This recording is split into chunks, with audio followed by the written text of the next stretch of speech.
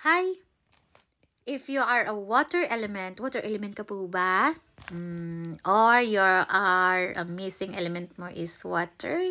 Ito po ang kailangan mong malaman para maging okay ang iyong buhay.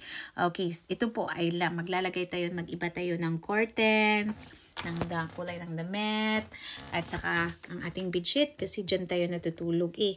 So, yan din ay magbibigay sa atin ng energy, swerte, at dyan din tayo yayaman kung ikaw ay masipag at dagdagan mo po ng mga kulay na energy according to your missing element or your element. Okay? Ang missing element mo is water or you're a water element. Ang color po ng iyong bedsheet at cortina is may halong black and blue. Okay? Pwede siya bedsheet mo blue, tapos yung curtains mo may blue, tapos may mga dot-dot na itim.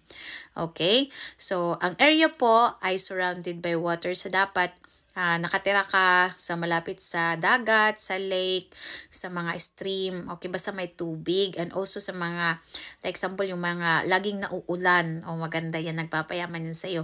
And also, ito din po ay ang iyong bahay po ay merong yung tawag niyan, yung fountain. O, dapat din yan. And also meron din ikaw na yung tawag dyan, yung lagay aquarium. Okay?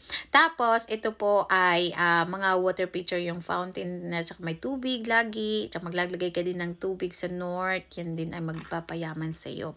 Okay, tandaan nyo po, ang iyong bedsheet ay kulay po ng black and blue at ang iyong damit. So, yan po ay makakatulong para ikaw po ay umasenso at magbibigay sa iyo ng swerte.